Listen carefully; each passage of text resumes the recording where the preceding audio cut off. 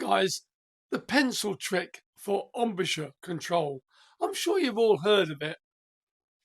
And very quickly, the corners attract blood and oxygen because we're creating a duress.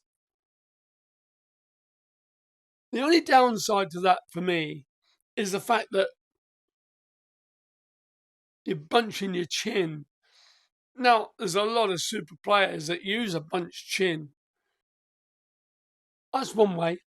You can use a little bit of a straw and you can practice sort of squeezing it.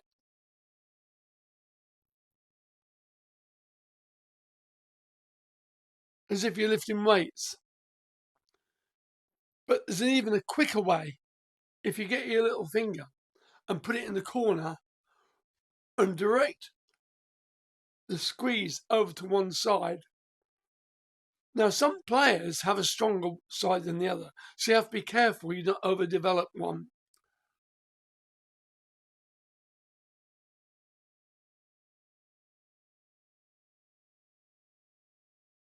Keep the lips together. A little bit of bunching there. My attitude to the jaw and the structure here, this one. I'm really big on the air direction. Turn to your side and then about 8 inches away with your palm and go and just, and with this finger show me or there where the air is landing. After that, just buzz the C or the B flat. Try not to lift your head up. Just try and keep it just below the horizon. Where's the air? And you can feel where the air is. Now, generally speaking, when people try and buzz the note, even if you're not into buzzing, just imagine you're playing that C or that B flat. A lot of players end up with the air further down the heel of the hand.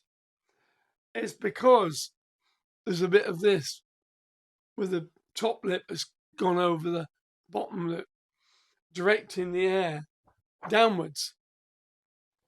But when you whistled or do the whistle shape, it was probably straight ahead.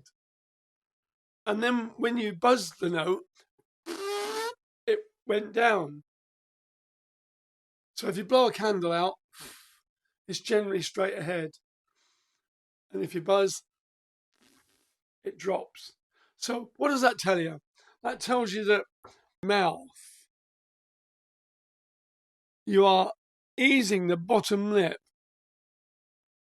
to hook the notes. That's untenable, that is, because depending on how fresh you are when you're playing or what you've been doing before, rehearsal or heavy practice, it depends on the energy you've got in your mouth. Now, to try and rely on pressing harder, and you do get some success from that, but again, it's untenable. So what is happening is you're using surface tension, and there's only so much pitch can be brought out by just pushing the flesh to make it tighter. One of your best things to do is, so you put your little finger through your teeth and you blow it out. Don't take it away and blow. Don't go, because it'll drop again. But if you do this and blow the air goes straight out. It's so much richer. And I said to this little lad this afternoon, when he got, I said, you were expecting a G, weren't you? And he went, yeah. I said, because we've brought the air up. Now you won't get it. It's difficult sometimes to hold an instrument in one hand and do this, but you won't have to do it for very long because the muscle memory soon remembers it.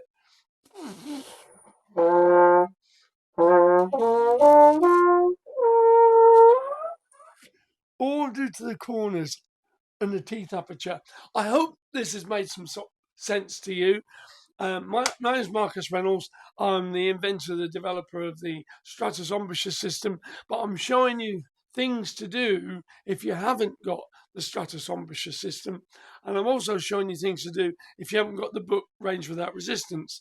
So guys, this is what I do. I help players all over the world in some of the biggest orchestras, and they come to me to get back on track. Thanks for watching. Please like and subscribe if it's been useful. You a gift, my 7 golden rules, if you look in the comments. All right, bye-bye.